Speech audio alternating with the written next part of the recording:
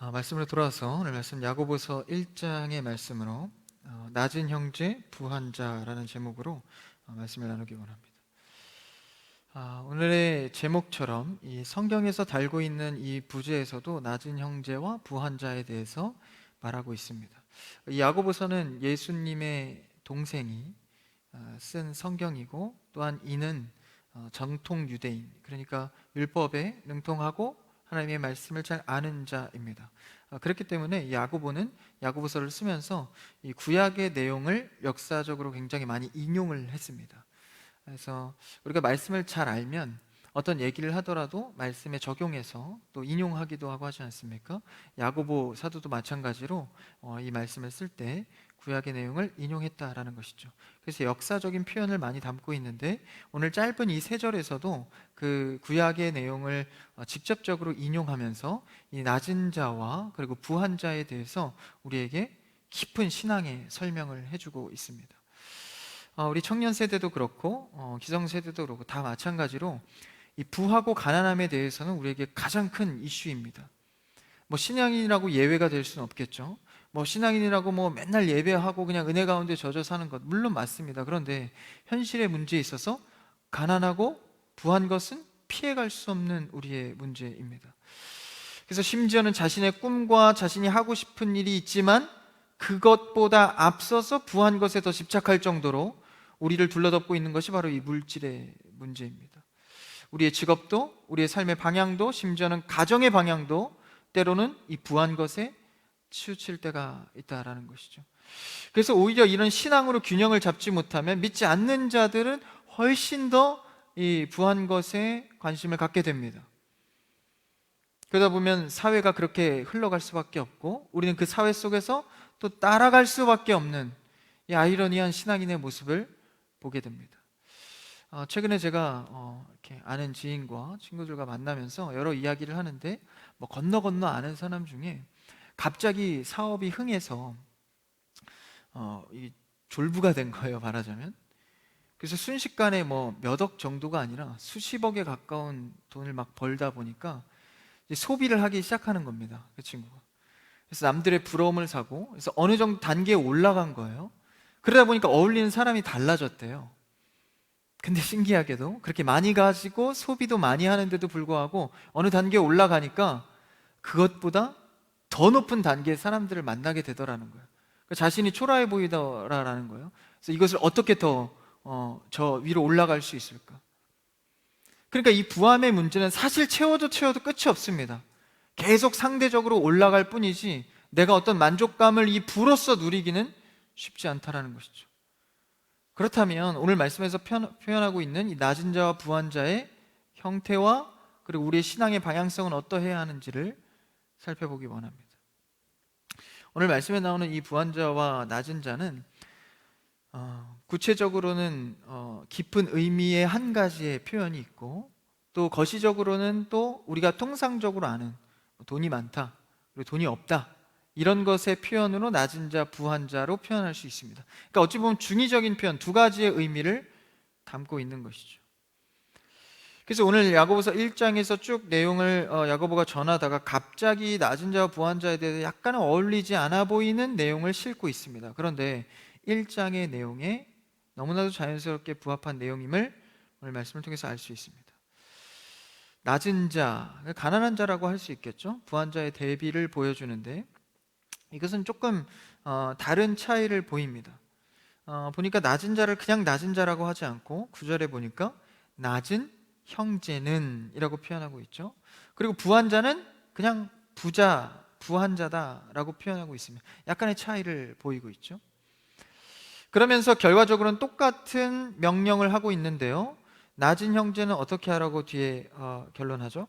자랑하고, 자신의 높음을 자랑하고, 낮아진 자가 높아진 것을 자랑하고, 부한 자는 자신이 다시 낮아진 것에 대해서 자랑하라고 명령하고 있습니다. 그러니까 오늘의 주제는 이 부하거나 천하거나 낮거나 그것과 상관없이 그것에 대한 자랑을 하라는 거예요. 근데 사실 우리의 신앙인의 기본적인 우리가 배움을 통해 보면 사실 조금 어울리지 않습니다.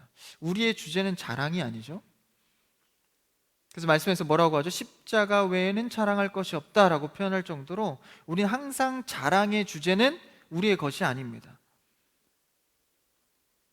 그럼에도 불구하고 일단 낮은 자와 부한 자가 뭔가를 자랑하라고 말하고 있습니다. 그렇다면 우리가 확실히 낮은 자와 부한 자에 대해서 어떤 의미를 갖고 있는지 규명을 해야겠죠?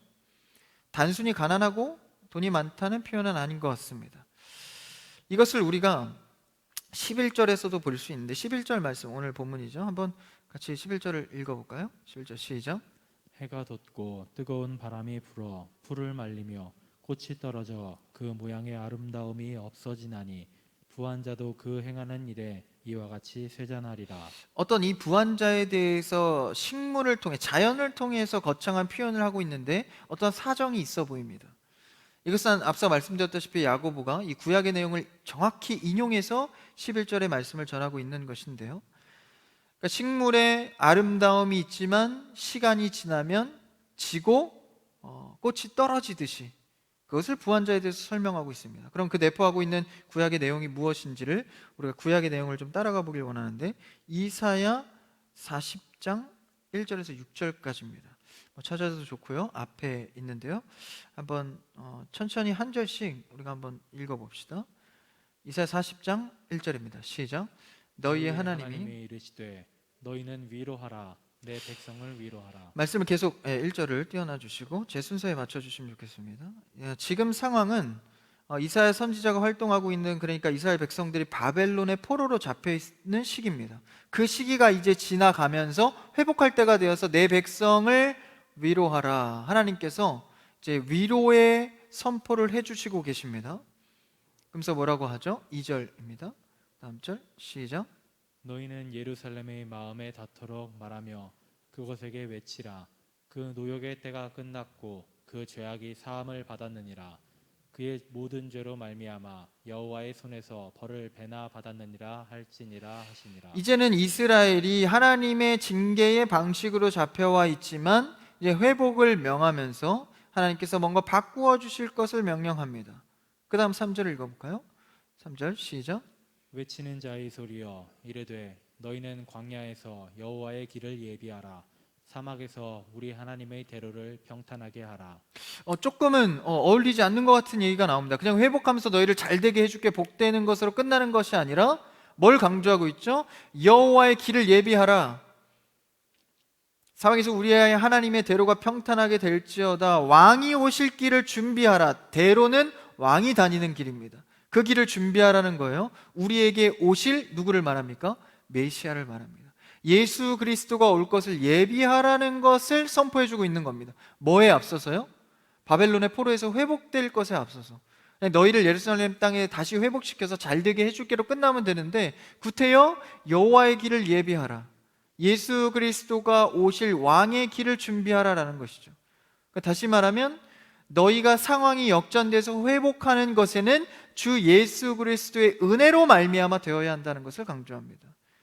그러니까 우리의 신앙생활은요, 단순히 잘 되는 것으로 끝나는 게 아니라 어떻게 잘 되었는가, 예수 그리스도로 평안해졌는가, 예수 그리스도로 역전되었는가, 예수 그리스도로 응답받았는가, 예수 그리스도의 은혜로 살게 되었는가를 말하고 있는 것입니다.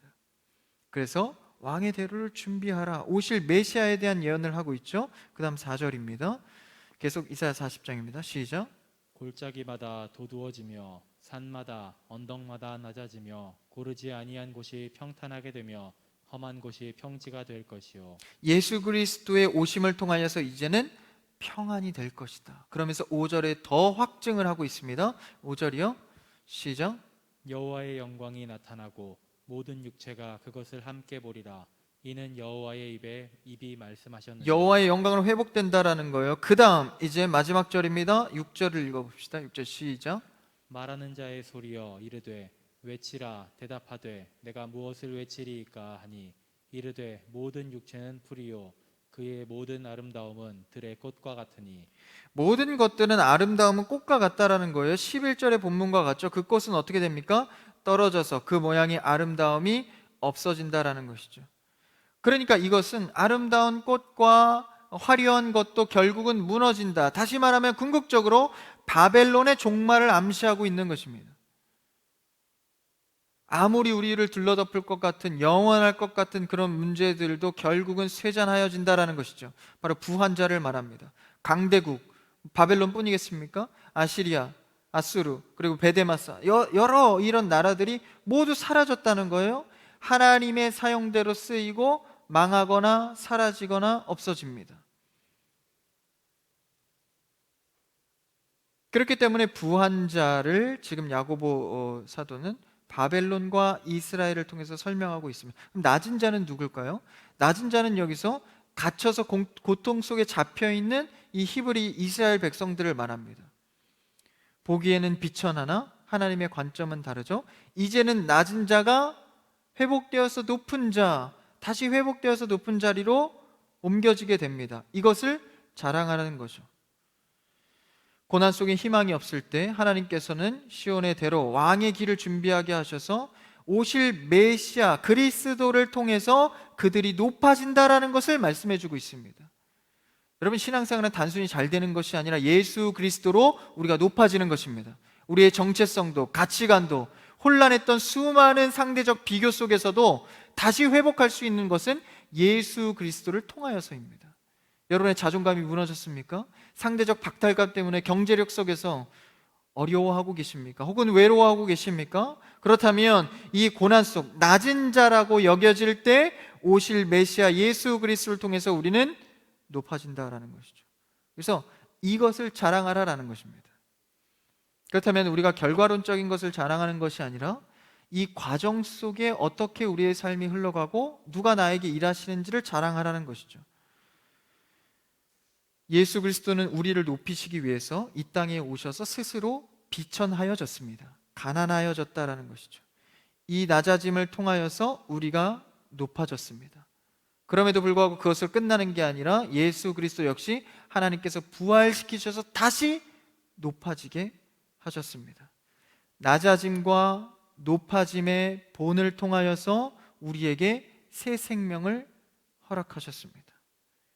우리를 사망의 낮은 자리에서 높음의 새 영광의 자리로 바꾸셨다라는 것입니다.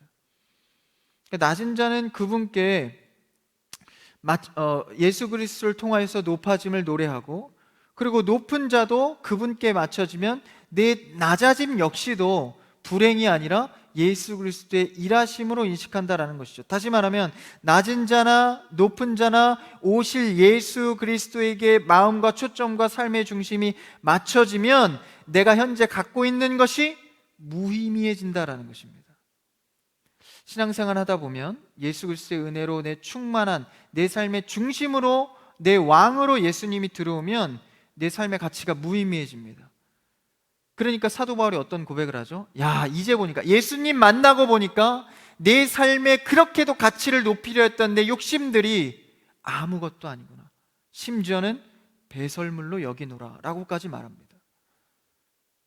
나는 가말리엘 학파였고 히브리인 중에 히브리인이었고 그런 많은 것들을 누리고 내 스펙을 쌓았지만 결국 예수 그리스도의 중심 속에서는 그것이 나를 높이거나 낮출 수 없었다라는 것이죠. 여기서 우리는 이 바벨론에 포로되었던 이스라엘 구약 내용을 이용한 야고보를 통하여서 오실 예수 그리스도로 충만한 삶이 무엇인지를 발견하게 됩니다. 우리 역시도 마찬가지죠. 재림 신앙입니다. 다시 오실 예수 그리스도를 바라는 거죠. 마치 구약의 사람 이스라엘 백성들처럼 현재 나에게 주어진 모든 일들을 오실 그리스도로 인하여서 그 은혜를 통하여서 이겨내고 승리해 간다라는 것입니다. 그러니까 이것은 다시 말하면 미래의 일이 아니라 현재 오늘날의 일이 되는 겁니다. 여러분, 다시 오실 예수 그리스도는 시간적 미래가 아니라 우리의 삶의 소망적인 현재의 이야기입니다. 오늘도 다시 오실 예수 그리스도가 내 안에 살아계셔 소망과 기쁨이 넘치는 삶을 살아내는 여러분에게 축복합니다. 시간적 공간 속에서 매여 있는 것이 아니라 그 어디나 예수 그리스도의 하늘나라로 살아가게 되는 것이죠. 그래서 우리는 예수 그리스도로 살고 예수 그리스도의 부활로 소망하는 것입니다. 다시 오실 예수 그리스도로 인하여서. 그래서 이 재림 신앙을 가진 자들은요, 이 땅의 삶의 문제를 상대화시킵니다. 다시요. 다시 오실 예수 그리스도를 바라는 자는 이 땅의 삶을 다시 오실 그리스도로 하여금 상대화시킵니다. 그래서 우리는 예수 그리스도가 이 땅에 다시 오실, 그러니까 개인적 종말이든 우주적 종말이든 오시면 그 나라의 소망 가운데 영원히 살아가기 때문에, 그럼 이 땅 가운데 삶은 어떻게 됩니까? 아무 의미가 없나요? 그냥 내 맘대로 살고 그냥 버려두다가 그냥 죽으면 그만입니까? 그게 아니죠. 여러분, 예수 그리스도가 다시 오신다는 소망을 갖고 사는 자들은 오늘 이 땅에서 내가 삶으로 보여줘야 할 미션들이 생깁니다.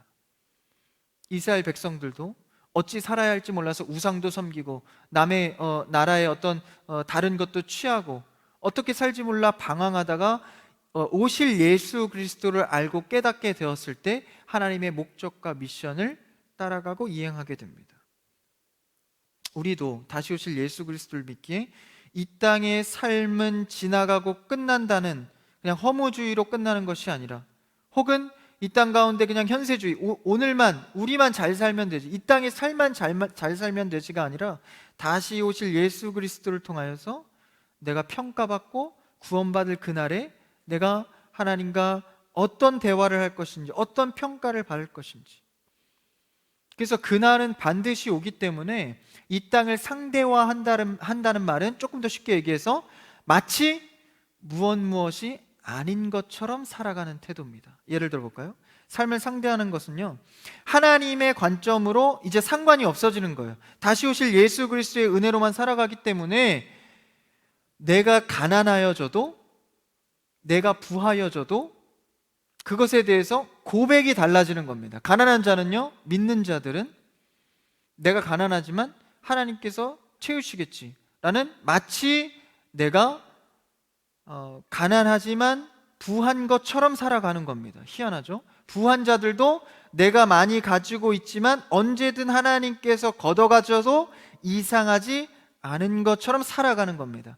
이게 복음으로 살아가는 권리를 가진 자들인데, 그러니까 없는 신앙인들도 하나님께서 채워 먹여 살리신다는 것을 기본적으로 알고 있는 거죠. 부한 자들도 신앙인으로서 언제 걷어가도 이상하지 않는 것을 이해하고 있는 것입니다. 가난해도 아닌 것처럼, 부해도 아닌 것처럼 살아가게 되는 것이죠. 이것이 바로 물질에 매이지 않는 자유함입니다. 여러분, 예수 그리스도를 중심으로 살다가 예수 그리스도께서 나에게 얼마나 많이 채우시는지를 경험하시기를 축복합니다. 또한 예수 그리스도를 중심으로 살다가 얼마나 내 것을 비워내는지도 경험하시기를 축복합니다. 그래서 더 이상은 나를 비워내시든 나를 채워내시든 상관없이 예수 그리스도의 은혜로 늘 소망하는 삶, 그게 바로 재림신앙입니다. 이것은 긍정적인 마인드가 아닙니다. 실제 삶을 그렇게 살아내지는 것이죠. 저도 최근에 돈이 없어서 살 것은 많은데, 할 것은 많은데 돈이 없어서 기도를 했어요. 아버지께 좀 달라고 기도를 했어요. 주님이 정확하게 일주일 만에 채우시더라고요. 저한테 굉장히 큰 돈이었습니다. 놀랍게도 그 자랑을, 예수 그리스도가 나에게 주셨다는 자랑 속에서 주신 것에 대해서만 감사하고 그냥 주신 것에 대해서만 기분이 좋았어요. 얼마 지나지 않아 2주 뒤에 그 돈이 모두 탕진되었습니다. 살 것도 사고 갑자기 세금이나 여러 가지 낼 게 갑자기 생겨가지고 오히려 주신 것에서 마이너스적으로 돈이 지출이 됐어요, 순식간에. 그래서 그러고 보니까 하나님이 채워줄 때는 좋았는데 이제 막 돈이 나가다 보니까 그 기쁨이 동일하게 없는 거예요. 근데 오늘 말씀을 읽다가 제가 새 은혜를 발견했습니다. 하나님이 주신 것은 주신 것에 대해서 감사하라는 게 아니라 내가 줄 수도 있고 걷어갈 수도 있고 너를 부하게 하고 가난하게 하는 것은 내 주권에 있어. 그런데 너는 내 아들이야. 그러니까 하나님의 주권 속에 네가 포함되어 있다라는 것을 알려주신 것이죠. 그러고 보니까요, 내가 마이너스가 되든 순식간에 채우시든 큰 걱정이 되지 않는 겁니다. 그냥 평안한 것이죠. 그러니까 이 은혜를 경험하니까요, 삶에 자신이 생겼습니다. 사실 몇 주 전에 돈이 많이 들어왔을 때 지갑이 두터우니까 자신이 생기더라고요. 근데 그 자신은 내 자신이었던 거예요. 돈이 없어도 자신 있게 하심은 오직 예수 그리스도 안에 소망이 있는 것을 깨닫게 하셨습니다. 내 삶의 작은 사건이지만 하나님께서 이 큰 진리를 발견하게 하실 때 오늘 말씀처럼 낮은 자나 부한 자나 주 안에서 평강을 누려가는 것이죠. 이것을 동일하게 사도 바울도 너무나 절실히 깨달았기 때문에 이것을 현실적으로 아주 사실적으로 표현해 주는 말씀이 있습니다. 빌립보서 4장 11절에서 13절인데요. 이거는 한번 여러분들이 찾아보셨으면 좋겠어요. 빌립보서 4장 11절에서 13절입니다. 제가 성경을 보다 보니까 개역개정으로 보시죠. 근데 새번역 성경에 조금 더 이렇게 와닿게 말을 해주고 있습니다. 여러분 놓고 계신 개역개정을 보시고 저는 새번역으로 한번 읽어보겠습니다. 빌립보서 4장 11절에서 13절입니다. 내가 궁핍해서 이렇게 말하는 것이 아닙니다. 나는 어떤 처지에서도 스스로 만족하는 법을 배웠습니다. 나는 비천하게 살 줄도 알고 풍족하게 살 줄도 압니다. 배부르거나 굶주리거나 풍족하거나 궁핍하거나 그 어떤 경우에도 적응할 수 있는 비결을 배웠습니다. 나에게 능력을 주시는 분 안에서 나는 모든 것을 할 수 있습니다. 할렐루야. 이것이 사도 바울이 예수 그리스도를 만나고 깨닫게 된 참된 삶의 능력입니다. 다시 말하면 삶의 참된 자신감입니다. 여러분은 삶에 무엇으로 자신감을 얻습니까? 주변의 친구나 동료가 잘된 것을 보면 위축됩니까? 상대적으로 사람들은 잘 나가는데 나는 아직도 더디게 걷는 것 같아서 불안하십니까? 그럴 때 오늘 사도 바울과 야고보 사도는 우리에게 정확히 신앙적으로 말해주고 있습니다. 낮은 자나 부한 자나, 부한 자도 시간이 지나면 꽃이 지기 마련이다. 그러나 우리는 어느 곳에 있든지 초막이나 궁궐이나 그 어느 곳에서든지 다시 오실 메시아가 현실의 나의 문제가 되어서 내 안에 거하시고 내 주인 되시고 왕 되심을 내가 노래하고 고백한다면 내 삶의 어떠한 문제나 환경 속에서도 자신감 있게 살아가는 능력을 얻는다라는 것입니다. 우리에겐 어떤 초막도 궁궐도 상관이 없습니다. 나는 복음으로 충분한 고백을 해야 합니다. 그래서 내가 그리스도를 통하여서 기뻐하는 관점이 고정되면 이 사회 속에서의 가난과 부함의 경계가 사라지는 거예요. 전선생님 살면서 어떻게 현실적으로 그럴 수 있겠습니까? 알아요. 좋은 거 아는데 실제로 삶에 부딪히면 어떻게 그 가난과 부함의 경계를 사라지게 할 수 있겠습니까? 그러나 주님께서 우리에게 말씀하시는 것은 무엇입니까? 하나님이 먹이시고 하나님이 돌보신다라는 것이죠. 우리가 늘 이것을 기억해야 합니다. 그래서 내가 자랑할 것은 오직 십자가뿐이다. 하나님이 책임지시니 이제는 내가 자랑할 것도 없고 불만할 것도 없습니다. 불안할 것도 없습니다. 다만 이 모든 일에 나에게 착한 일을 행하시는 주님만 자랑하는 여러분 되기를 축복합니다. 그 말씀을 읽어볼까요? 빌립보서, 동일하게 빌립보서입니다. 1장 4절에서 6절인데요. 한번 같이 읽어봅시다. 시작. 간구할 때마다 너희 무리를 위하여 기쁨으로 항상 간구함은 너희가 첫날부터 이제까지 복음을 위한 일에 참여하고 있기 때문이라. 너희 안에서 착한 일을 시작하신 이가 그리스도 예수의 날까지 이르실 줄을 우리는 확신하노라. 그리스도 예수의 날까지 모든 종말 재림의 때까지 하나님께서는 우리를 돌보시고 먹이시는, 우리를 향한 그 착한 일을 행하시는 분이 내 하나님이다라는 것이죠.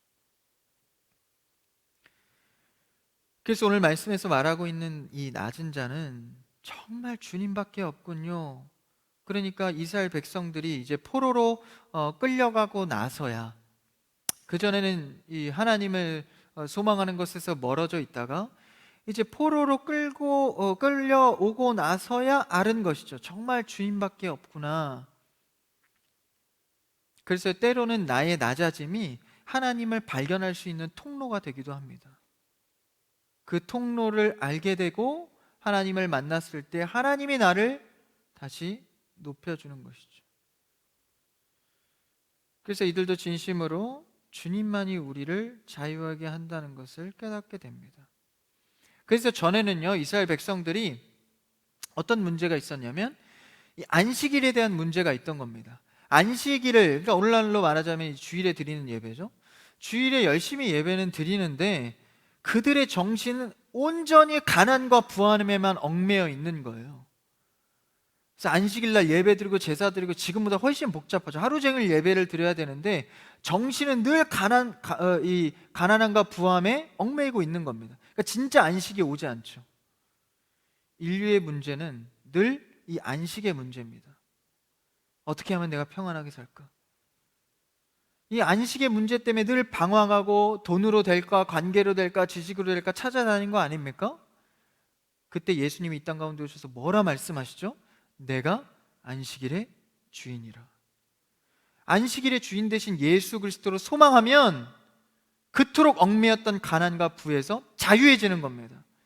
온 정신이 예배 드리면서도 내가 어떻게 하면 좀 잘 될까의 속에서 이제 예수 그리스도로 말미암아 잘 되는 방법을 찾아가기 시작하는 것이죠.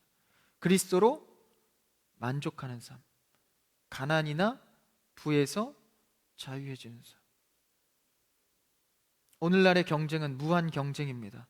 남의 것을 탈취해도 눈 하나 깜짝하지 않고 내가 경쟁에서 승리할 수 있다면 불법도 서슴지 않습니다. 내 욕망을 채울 수 있다면 남의 피해 정도는 쉽게 취하게 됩니다. 하나님께서는 예나 지금이나 심지어 구약 시대에도 이런 똑같은 인간의 모습을 아시고 이것으로부터 자유하게 하시려고 바벨론의 포로로 삼으셨습니다. 그러니까요, 내가 현재의 신앙으로 감사할 부분을 찾지 못하면 계속해서 무엇으로 채우고자 하는 욕망이 일어나게 됩니다. 그러니까 여러분, 그나마 내가 벌어먹고 사는 것도요, 여러분, 이거 하나님의 극진하신 은혜입니다. 심겼을 때 소출을 내서 먹이게 하는 것 자연 현상입니까? 내가 열심히 일을 했으니까 월급을 받는 것 당연합니까? 그렇지 않습니다. 하나님께서 일하실 때만 내가 먹고 살 수 있는 겁니다. 겉으로는 내가 일한 것 같지만 뒤에는 하나님의 결제가 있다라는 것이죠. 그렇다면 우리의 삶은 어떻습니까? 이런 논리라면 오직 하나님으로부터 내 가난과 부의 문제가 달려있다라는 거예요. 내 주인은 하나님이다라는 것이죠.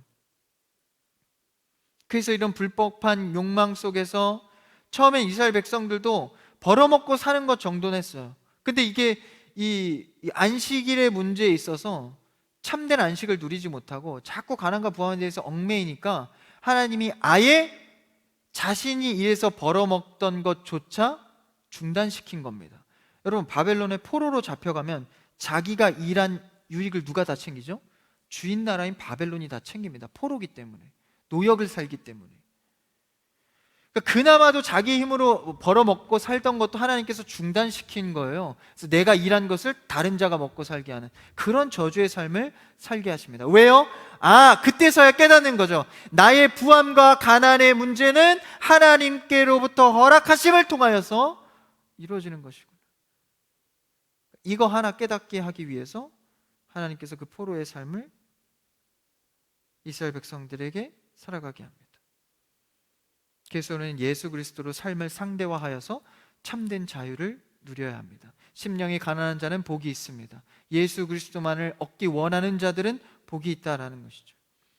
그래서 11절의 말씀처럼 부한 자는, 오늘 본문으로 돌아와서요, 세상의 논리로 인생의 주인이 마치 자신인 것처럼, 돈이 영원할 것처럼, 근데 자신을 이것이 책임져 주지 않는 겁니다. 여러분, 최근에 제가 몇 달 전이죠, 접한 기사 중에 계곡 살인인가요? 뭐라고 합니까? 어떤 무늬로만 보이던 그 두 부부가 남편에게 보험을 들고 그 아내가 너무나도 이 저열한 방법으로 계곡에서 빠져 죽여가지고 친구들과 죽여서 보험금을 타내는 그 인류의 정말 말도 안 되는 그런 일들이 이 땅에서 지금 이루어지고 있는 겁니다. 뭐 때문입니까? 무한 경쟁과 탈취와 욕망과, 다 인생의 주인이 나라고 생각하는 것이죠. 돈이 영원할 것 같고, 근데 그것이 나를 책임지지 못한다라는 것입니다.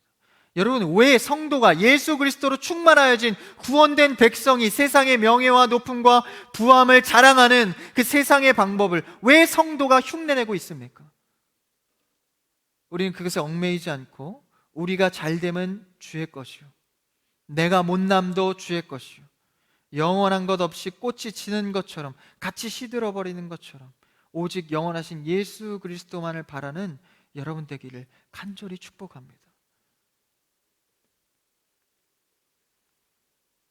그래서 오늘 본문에서는 그 낮은 형제가 자신의 높음을 자랑할 수 있고 부한자가 자신의 낮음을 자랑할 수 있는 것은 그 낮아지게 하시고 높아지는 과정 속에 누가 계시기 때문에, 주인이신 예수 그리스도가 계시기 때문에 이것을 인식하는 순간 결과론적 삶이 아니라 내 삶의 날마다 동행하시는 예수 그리스도의 과정의 삶을 살게 됩니다. 무엇이 채워져야 만족하는 것입니까? 무엇이 없어야 부족한 것입니까? 그렇지 않습니다. 어느 곳에서든지 상관없이 예수 그리스도만이 나의 주인 되시고 왕 되시고 구주 되심으로 살아가기를 원하는 것이죠. 그렇다고 해서 오늘 말씀을 곡해야 해서 그냥 열심히 안 살고 하나님이 알아서 해주는 대로 살기, 그게 아닙니다. 열심히 살아야죠. 생육해야죠. 번성해야죠. 땅에 충만해야죠. 그러나 주님 없이 하지 말라는 것입니다. 내가 생육하고 번성하고 경제 활동을 하다가 주님 앞에 부끄러울 것이 있다면, 주님 앞에 불법한 것이라면 멈출 수 있어야 한다는 것입니다. 주님께 도움이 되고 주님 앞에 허락받은 것이라면 남들이 안 해도 할 수 있어야 한다는 것이죠. 말씀을 정리합니다. 오늘 야고보 사도와 사도 바울을 통하여서 그들이 어떻게 자유하고 부함과 가난함에 얽매이지 않고 살아가는지를 명확히 보여주고 있습니다. 그분으로 충분하다는 그들의 고백이 흔들리지 않는 그들의 삶의 가치관이었습니다. 여러분, 청년의 삶에 어떤 가치관을 회복하기를 원하십니까? 다시 오실 재림의 예수 그리스도를 통하여서 진짜 행복하고 기쁜 삶이 뭔지를 깨달아 가시길 원합니다. 야고보 사도처럼, 사도 바울처럼 삶의 소망과 기쁨이 넘쳐나는 그 비결이 무엇인지를 예수 그리스도를 통하여서 삶에서 충분히 발견하시고 동행하시는 여러분이 되시기를 주님의 이름으로 축복합니다.